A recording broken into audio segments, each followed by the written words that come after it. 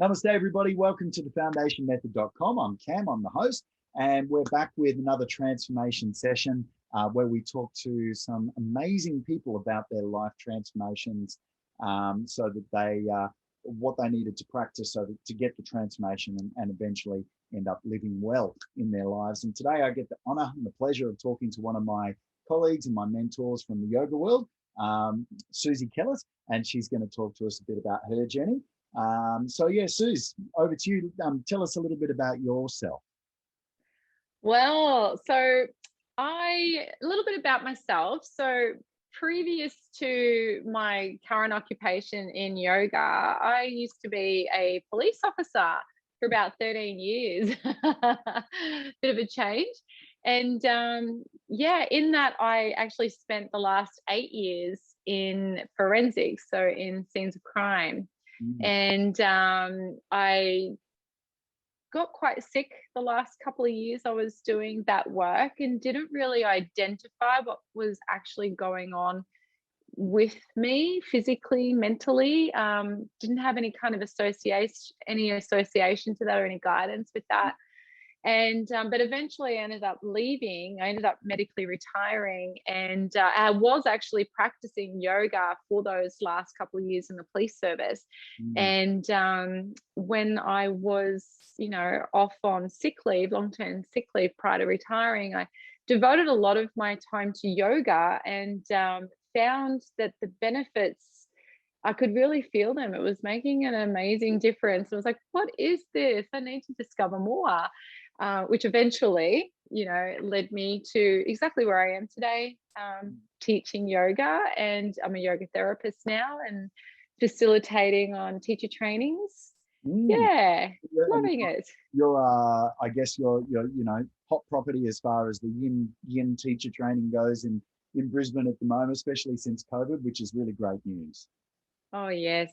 I mean, COVID's very sad, but luckily it's given us locals an opportunity to rise forward and promote what we're doing locally, and everything that I've learned from my beautiful teachers from all over the world, like Sarah Powers, and one of her mentorees, I should say, Sarah Owen. So I've been, doing my training with those two lovely ladies in Yin, as well as the mindfulness aspect, where I have my own beautiful Buddhist monk teacher that I meet with regularly, who's also my primary yoga teacher.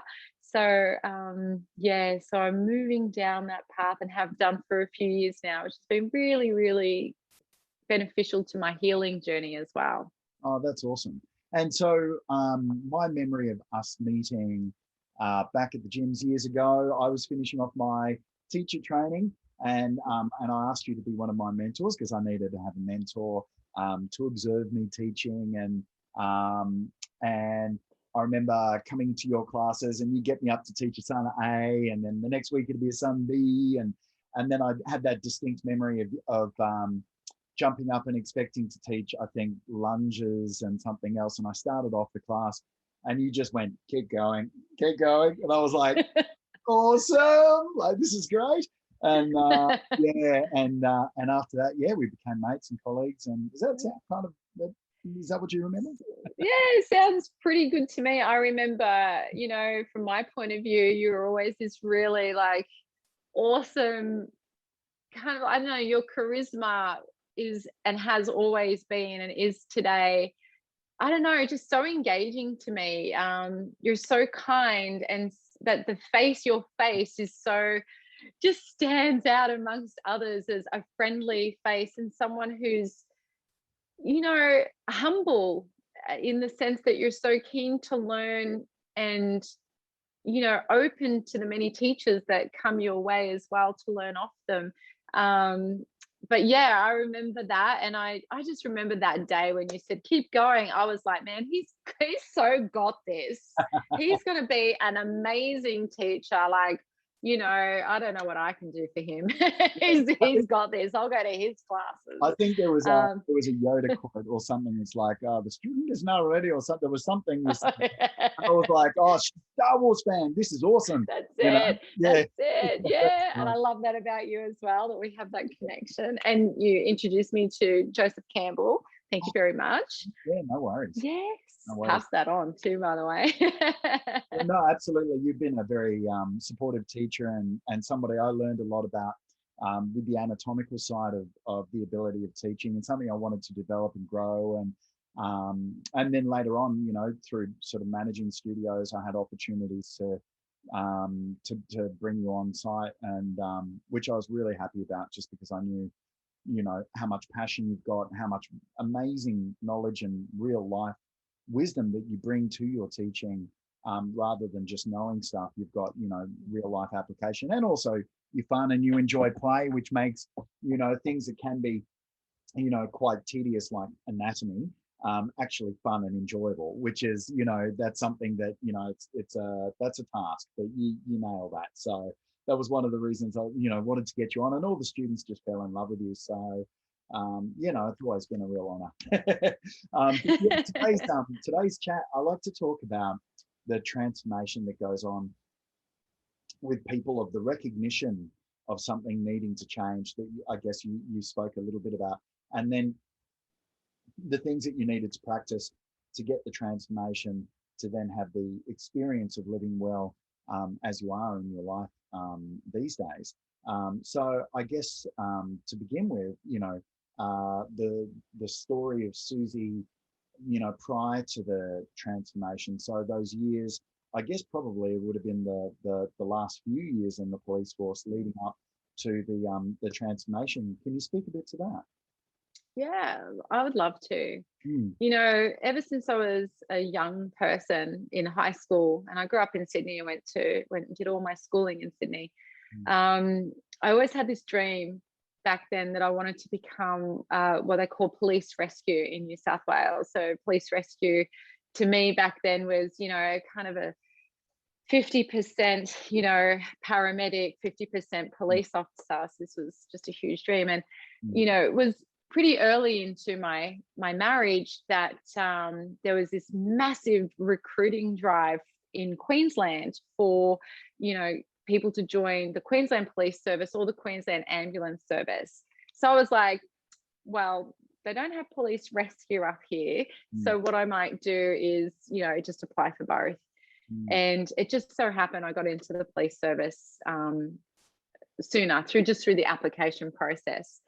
And, you know, I joined the QPS and I felt at home. I felt this is where I'm meant to be. I was 29 when I joined. I was married. I had 2 young children under 10. And it was just amazing. And I had quite a deep passion to work in an area that had domestic violence. In a previous relationship, I had experienced domestic violence. So I went to, you know, one of those higher areas and devoted the next 4.5 years to working in general duties. And it was just so amazing to, even back then, meet people and be like, say, you know, I had a woman who would be like, what do you know? And it would be so good to turn back and go, well, I do know, and I do understand, and I do empathize, and well, look at me now. I have followed through, and I've made it just with effort and study, and you know, and a few other things, resilience. And, you know, about 4.5 years into the police service, it was very much a culture of, you know, if you move around, it's very good for your resume, you know, to be promoted. And I felt like I was going to be a lifer in the police service. This was it. This was my career forever until I retire.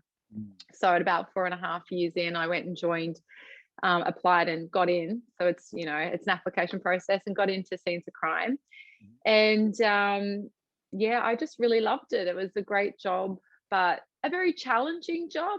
I mean, you know, I worked in a pretty high crime area in Queensland. And so I got to see a lot of, I was privileged. I would like to always say I was privileged to be in amongst the raw times of people's lives and bring forth my nature of compassion to those particular jobs. You know, but also my passion to, you know, do the right thing, be a voice in a sense for people, or bring justice to families. Yeah, it was a pretty challenging job. And in my situation, and actually not that unique, but my husband actually followed me into the police service 8 months after I joined. He saw what I was doing and also thought it was pretty cool. So yeah. So I joined in 2001 and my husband followed in 2002.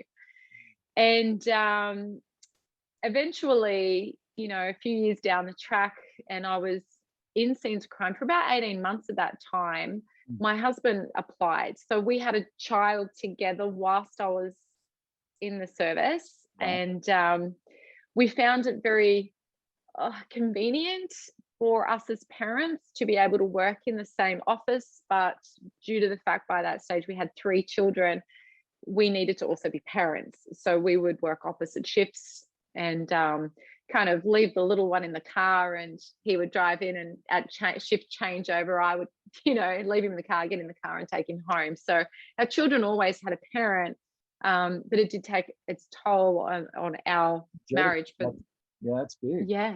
Yeah, for about 5 years. Well, we did that until our youngest went to school. And then we started to work.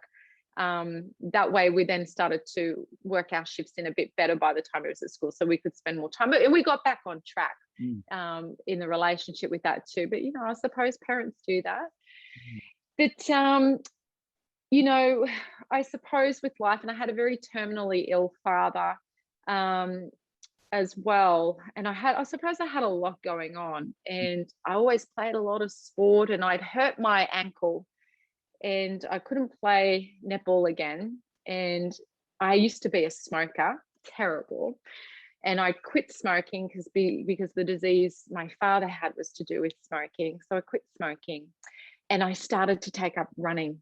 And so I joined this gym in my area, and I hated running, but I thought every time I ran, I didn't want to smoke. So it just kept me off the fags.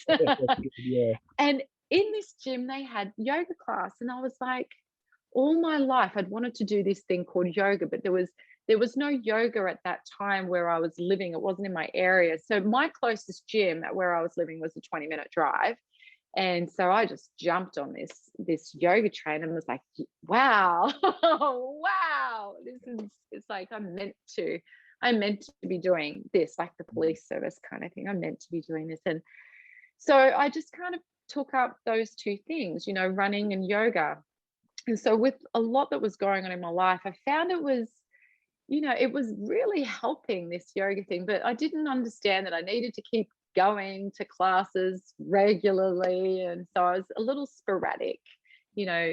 And anyway, for the next couple of years, I started to get quite sick in my digestive system. And I was misdiagnosed for 2 years that I had irritable bowel syndrome. And so I changed my diet. I changed so many things, stopped drinking coffee, alcohol, did everything right. And this disease state in my digestive tract just continued to worsen. As I'm just continuing to live my life, being a scenes of crime police officer, a mom, a daughter to my parents, and, you know, just doing what we all do in life and just keep turning up, and just got sicker and sicker.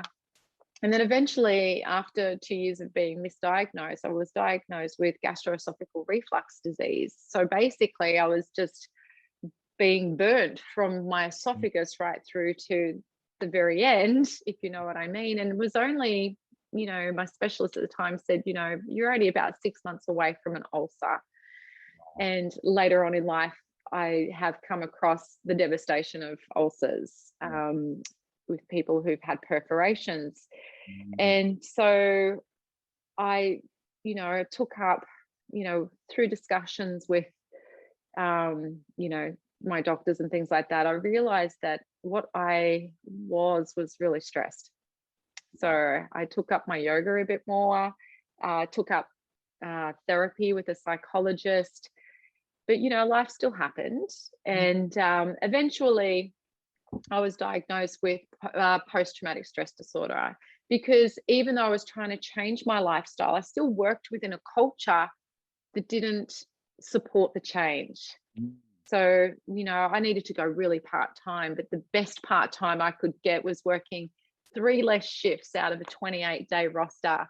And I'll support your application for part-time if you still do on-calls and night works. So at the end of the day, I really wasn't different. No, I wasn't getting the reprieve from a job that was giving me so much stress. Yeah, and there was, I guess there was a few stories that you shared with me, with real life encounters that were starting to escalate around the end of that time with the police force for you.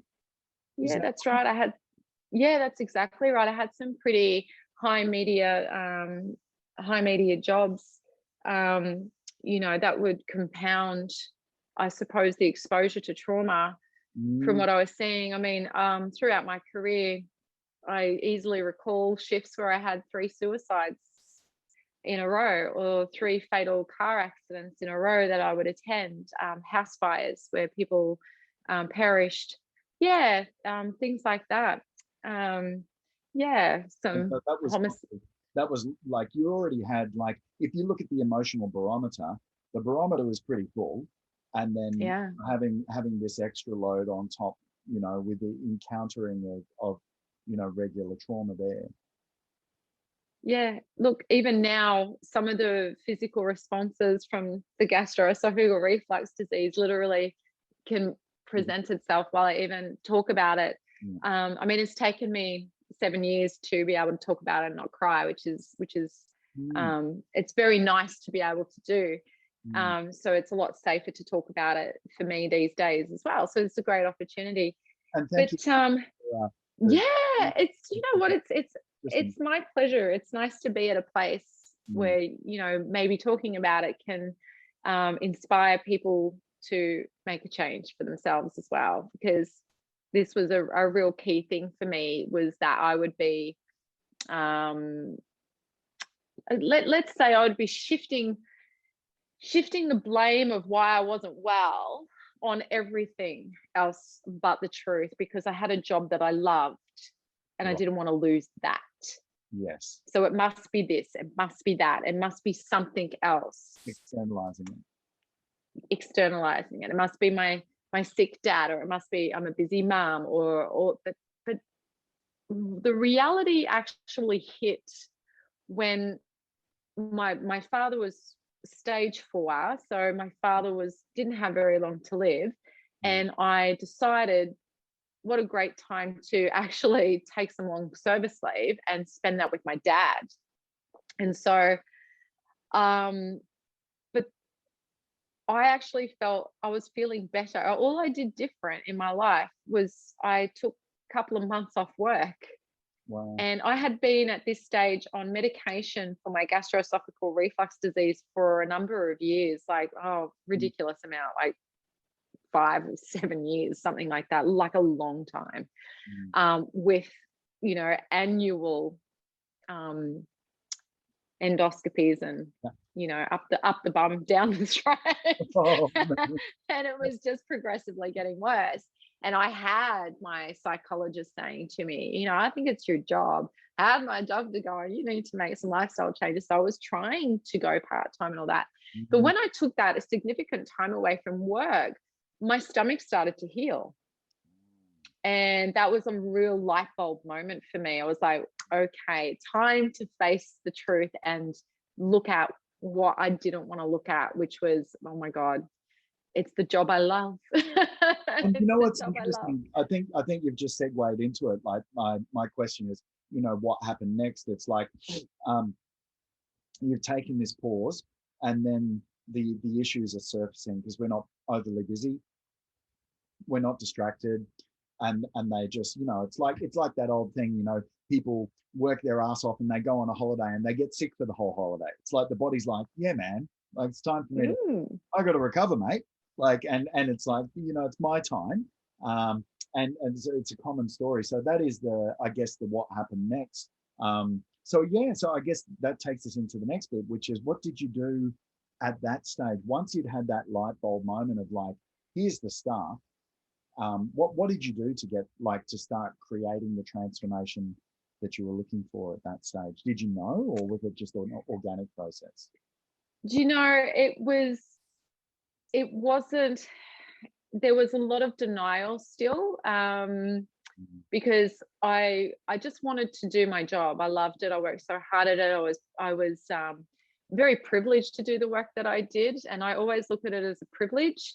And I didn't want to do anything else. So it wasn't like, I don't, it's like, what else can I do? I applied for another job that would take me away from scenes of crime, but still in the police service. And what I found was I had pigeonholed myself, because I'd spent so long in scenes of crime, by that stage 7 years, that I was too specialized to just slide off to somewhere else at that time. Right. So that wasn't working. So eventually my father died, and, after the funeral and everything, and I had some time off and I went back to work. Something really relevant. So it was a lot of denial, and it was like, you have to face this. I'm driving to work and I was feeling fine. Like, all the symptoms had settled down. And as I'm driving to work, all the symptoms just came back, like a Mack truck just hit me. Wow. Like all the symptoms in my gut, I felt like I'd been punched in the throat, hard to swallow. I used to burp white froth, and then I'd burp, and just the pain. And then I started to realize, with the conversations from the psychologists, it was my job. And the drive to work had become the trigger. And I went into work. I had to eventually leave, and I just was like, well, okay, I admit I think I have PTSD, which is what they were trying to indicate towards me. So I went home, I rang my psychologist and I said, I need to come see you. And yeah, I think I do have this PTSD, because there was such a stigma in the culture that I worked, that admitting it was like, you're weak. Right. And I was right. So it wasn't from an outside from an outsider's perspective. Now these days, we all know it's it's common knowledge that one of the main reasons people retire from the police force is PTSD. It's the same reason that people retire from the army or from the armed services or from the AMBOs. It's like, enough is enough. I'm now affected on a deep level. But in the culture itself, as you said, there was the idea of it as a sign of weakness, rather than at a sign of like, well, I just need to heal from this. You know what I mean? It's like, this has happened. If I had my leg cut off, you go, well, go to the doctor and get it sewn back on. If I've got PTSD, they're like, stop whinging, it doesn't exist. It's like, I'm bleeding everywhere. Do you know what I mean? Yeah. Yeah, it's wild. Yeah. And interestingly, you do bleed everywhere with PTSD. You bleed in a different way. You bleed this way, like it comes out of you in words or in hurt or in anger. And you end up just, it's just best if I just don't touch the world, if I just stay in my own four walls. And right. But in with that too, there's this huge amount of overwhelm, that everything became overwhelming for me. So I had been on antidepressants for a couple of years by the breakdown. Yep. And I was seeing psychologists, and I was doing my running. I was so healthy. My eating was just, you couldn't fault it. Right. I was doing all the quote right things. Except for that last bit, like coming to the full acceptance that I might not be able to do my job anymore, it was like saying, it's like giving up a person. For me at that time, was like giving up something that I loved. Absolutely. It's a But it massive was just part of bad your for me. and a massive part of your purpose, because as you've spoken to, this wasn't just a surface level job. This connected with deep real life experience, and then you had an opportunity to go and enact the healing and be the balance that you saw that was needed, that could have supported you. So like, that's a really deep purpose, and I connect with that. I've had transitions in my life as well around that, and it is literally like you're dying. It's like, well, what's my identity? Who am I now? Like, I don't know. Like, what would I do? That's it. I would say that that's probably, if anything, over the last 7 years, that would be the greatest kind of like part of who am I now? Where do I fit? How do I contribute to society? Because for a while there, I fell out of society and I needed to lean on society while I healed. Yes. With the, I needed my antidepressants, I needed my psychologist. I spent a few years seeing a wonderful, most beautiful psychiatrist who I'm so happy to say I inspired to do yoga. Oh, that's great. She's such an advocate for yoga now. It's so beautiful. Because I was so afraid of, like a psychiatrist. I thought, oh God, that means I'm nuts and I'm going to be treated like I'm nuts. But it was so not that at all. She was so lovely and so warm and so wonderful and so non-judgmental. She had my back, which was really nice to finally, I didn't have people having my back when I left, because I left a culture that would judge you, or whether we would admit that we did it or we didn't do it, it was still like that. It was still a culture of like, well, you're broken, you're weak. My psychologist once said to me that it's because they look at you and think, oh my God, that could happen to me. So I'm going to shut the door on that, so it doesn't happen to me like a disease. And I had to learn a lot of compassion for my colleagues and not be hurt by what I felt, the quiet, silent judgment. It wasn't an overt judgment. It was more loud enough when I didn't have their physical supports, text, phone calls. That was quite hard. But with the overwhelm that I went through in those dark days, like I was so highly functioning and my house was always clean, and I was, I had this balance, this chaotic balance because of shift work. So it was never routine. And it all fell apart, and I couldn't wash the dishes. I couldn't go to the shops. I couldn't mow the lawn or do the gardens. I couldn't clean the house. Everything, one little menial task was so overwhelming in my day that I would just wear myself out thinking about it, which I understand now. It's amazing where I am now and how I can reflect back. And now I've got an understanding, looking back, on how this interrelates with the yoga and all the other practices that I've brought in. And so I would love my next question, from those dark days, what were the steps that you took to create the practice? Like, because it's really hard that I know you now to go, you went through what? Like, you're an incredibly passionate, functioning, purposeful, driven human being that has a beautiful perspective of the police force. I know people that have come out with PTSD from the police force and just have a really resentful energy around that. They haven't processed that stuff. So you've done a lot of work there, and I guess what was the pathway out?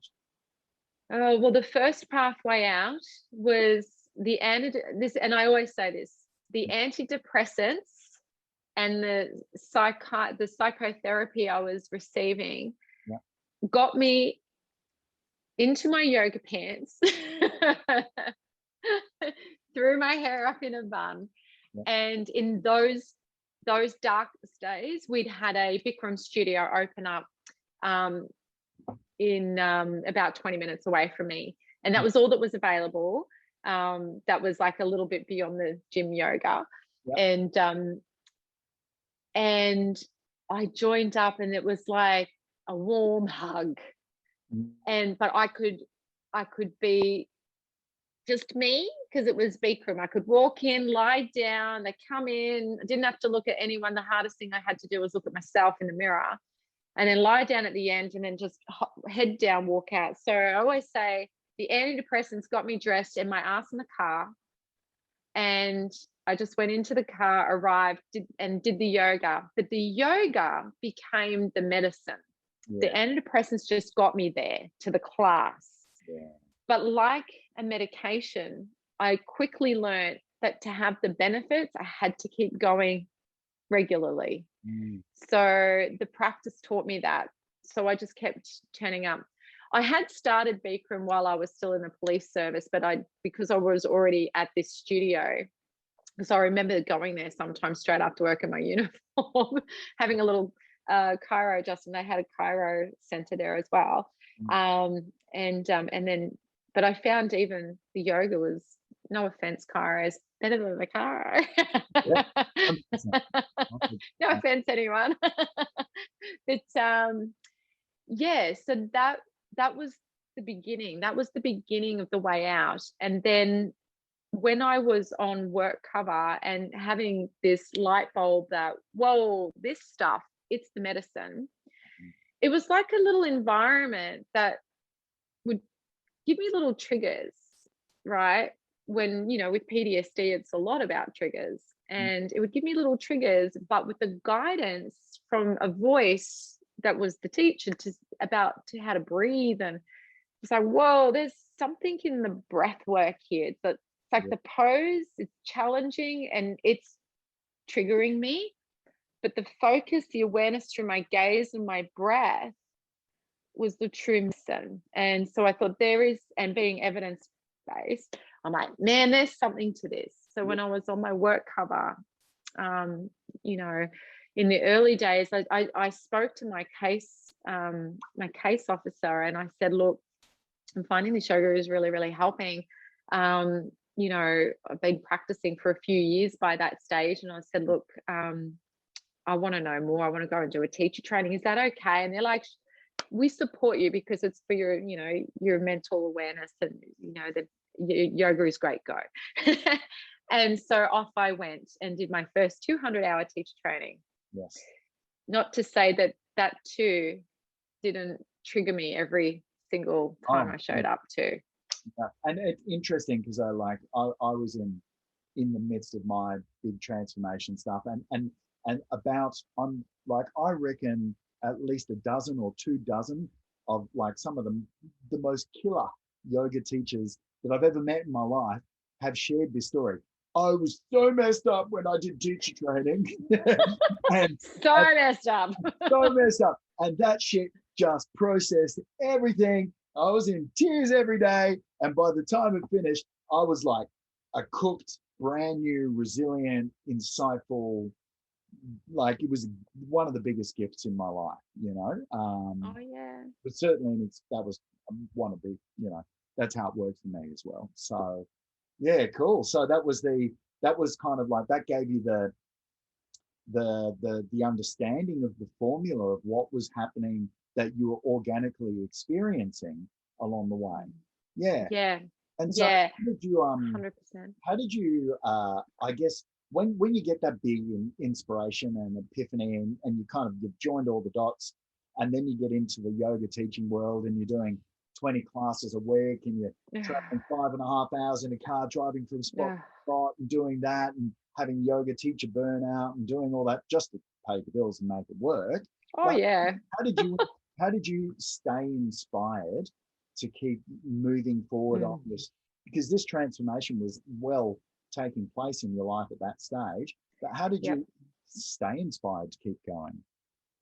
Do you know, in my first 200-hour teacher training, because as you know, that's just the tip of the iceberg is the first 200 hours. Yeah. But my teacher, God bless her, Tammy, she said to me one time in a conversation when I was really struggling, and it was all about turning up. And because there were times I hated the process and I just wanted to turn away, but it was just that instinct and voice that said, it's doing good, it's just uncomfortable. And I've learned a lot about it's so good because I can reflect back. It's just comfort, discomfort, you know, pleasant, unpleasant, or neutral, and not trying to make things happen. She said this to me, and it has stayed with me today, and it will remain with me, I think, until I die. She said to me, the hardest thing you will ever do is show up, but just keep showing up. You put your big girl panties on and you just show up.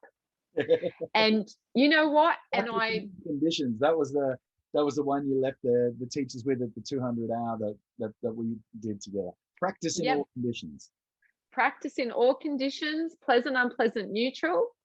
Don't try to make stuff happen, because when we encompass all levels and all states and all feelings, then we can use the practice to nourish that.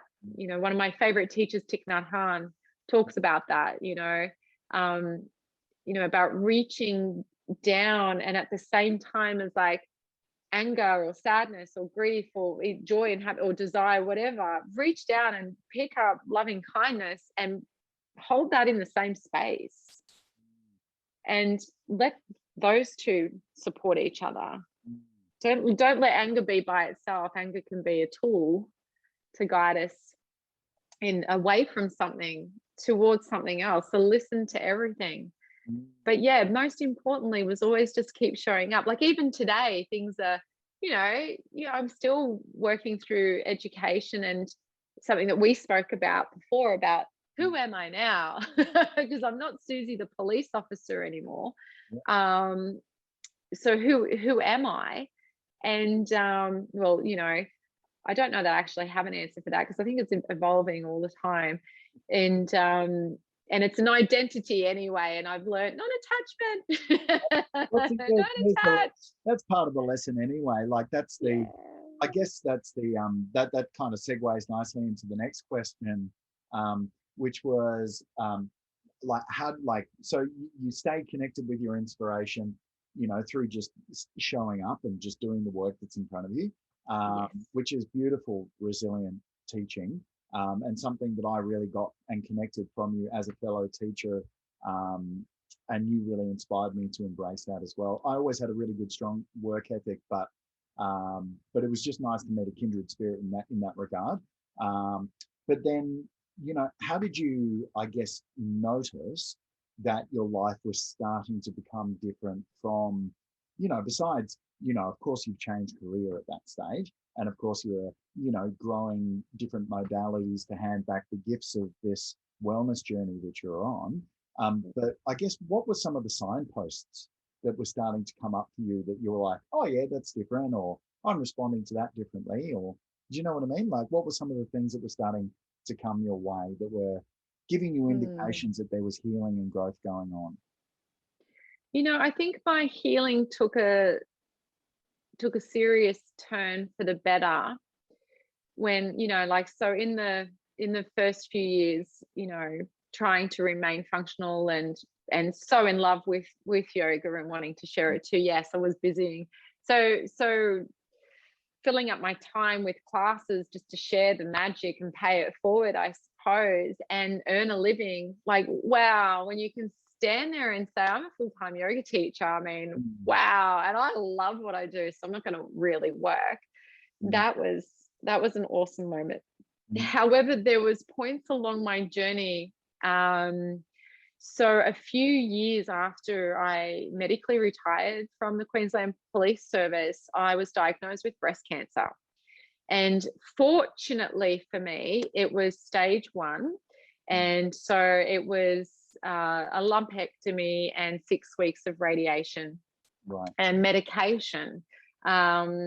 Anyway, so that kind of made me stop and have a look at what I was doing in my life and how much I was doing too much still. And I realized that I was just doing too much. Was that a result and not of PTSD still playing out? Because that's a similar, like people say to me that I know everyone's PTSD is different, but that they were saying like that could be one of the indicators that you're kind of going for the super busy. Totally distraction method. Right. Totally distraction from feeling. So a distraction technique so I didn't have to sit with my uncomfortable feelings. So I've learned, and yes. So at this stage, you know, we'd actually moved because my old family home was a trigger, so we had to end up selling that and move to a completely different location. I'd relocated up to Tamborine Mountain, and had the diagnosis and the treatment and everything like that. And at that time, and coming to that realization that I am definitely on a distraction technique, and I didn't want to sit and feel. That's when I started to seriously take up an additional method, which was I found my beautiful primary teacher and my beautiful, oh, he's so lovely, Mark Togney down on the Gold Coast. And so I started practicing with him, and he started teaching. Pardon? Is that's Ashtanga yoga? Yeah, Ashtanga and Vinyasa and Zen meditation. Ah, cool. There you go. Yeah, so Zazen. So he's a Zen Buddhist monk, and he started to work with me on meditating and breathing techniques, and I was really struggling with the sitting meditation, and I felt like every time I sat and meditated that I was still on such high alert, and I would have all these physical sensations, and it was so uncomfortable. And so what became a very pinnacle and a very important transition in my healing was to take up a teacher, a serious teacher, and to dedicate myself to my practice. So I changed some things. One of the biggest things I changed was I actually then put my practice first, and I dropped a lot of classes that I was teaching. That was very hard for me to do. Very hard. That time. Sorry? I just said I remember that transitional time for you, because you would say to me, I really don't want to let it go. I really don't want to. But my teacher's telling me I have to, and I have to listen, and it's for my best. And it is. and it was. The funny thing is that like now you're one of the most sought after Yin teachers in Brisbane, which is a whole practice of being still in uncomfortable positions and learning to breathe through it and be okay with that. So it's like, you know, just for those of you that don't know Suzie. So there's more to come, you know. So this started happening. You dedicated to the teacher, and then you started letting go of the classes. Yeah. So and I did do that. And do you know what? I think my body told me the answer because I just felt better. It was, and boy, but I had to start saying no. I had to start saying no. And then an interesting thing was like, I'm saying no to some classes and things like that. And then it was an interesting, like, why would you say no? It was like, no, but you know, I found that it's made me, I feel, a better teacher, because now I did always taught from my practice before, but now I really, really teach from my practice. And you know, and that kind of flicked me back to something one of my first teachers said to me, and she said to me, how can you be an authentic teacher if your practice isn't a priority? And I knew all this at the time, and I just, the transition, letting go letting go of all those attachments and beliefs that I had to be this worker, and I had to say yes, and you know, but it's not just to the yoga community, it's also to my family. It's like this responsibility, like It's so deep seated. I was a single Sure. mother for a number of years before I met my husband of 21 years. And so I had this deep seated thing I had to face, was like, I'm this independent woman and I have to contribute to my household and da da da da da. And I had to let that go So too. you shared with a lot of the students, you know, during class, is what one of the teachings that you share is, you know, don't should on yourself, don't should or shouldn't, and it is a lovely teaching, and one of my teachers, John Nutting, the psychotherapist, talks about it as well. He goes, anytime you hear the words should or have to, he goes, you know, it's coming from this old, you know, belief system, and it's over emotional, and it's, you know, it's out of balance, and yeah, so it's interesting, that transition, and that's one of the things that you share as well. Yeah, Yeah. yeah.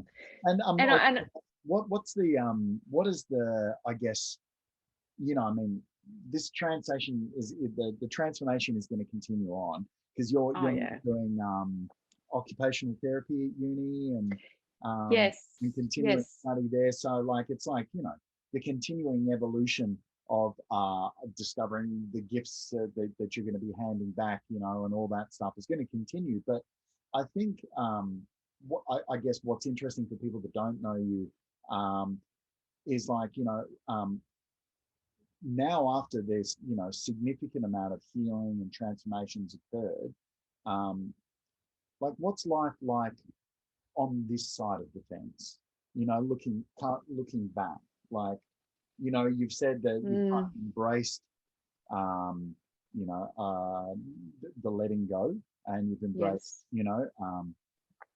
you know, not needing to do as much. So would you say that it you know, it has you know, qualities of, you know, much more enriched peace in your life, and, you know, Yes, space? definitely. You know, something that I say a lot is that, and I've learned, is that all states are temporary and Mm, everything is temporary, and I can do temporary mm, all the time. So yeah, I've embraced that we don't arrive. mm, We never arrive.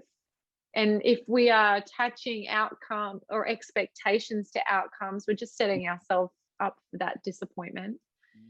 And so I allow myself the permission to have a bad day when I have it, and reach down and be, rather than trying to not feel the discomfort, I'll lean into it a little bit and go, you know what, it's okay. This is, you know, being a yoga teacher or a police officer or whatever kind of, you know, occupation that you might be doing in your life.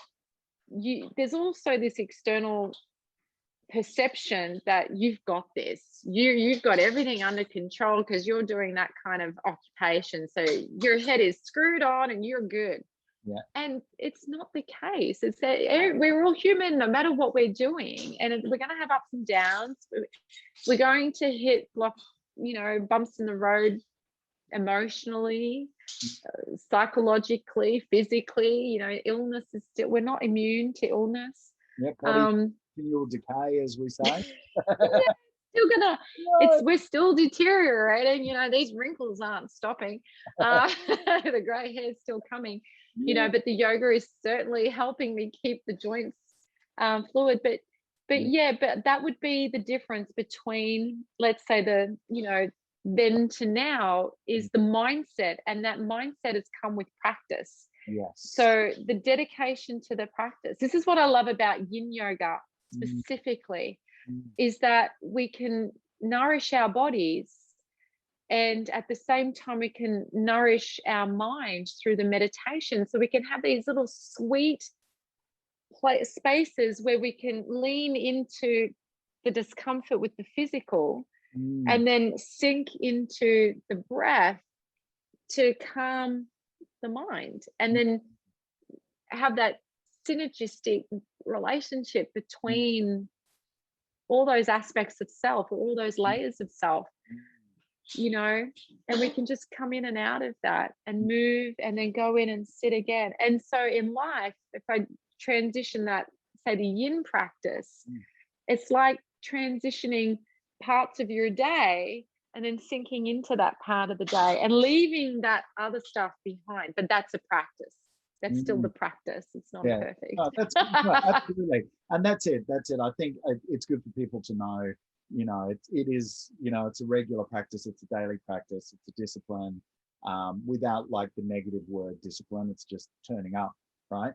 And, as what's it, Patabi Joy says, daily practice, all is coming, it's that idea that it's just like, the transformation is going to come. You just need to turn up to the page and let yourself be done, and it'll work as it should. But I wanted to kind of just segue now to anybody who's at the beginning starting to notice or resonate with some of the indicators that you've talked about, around, the physical response of stress or trauma or PTSD or that type of thing.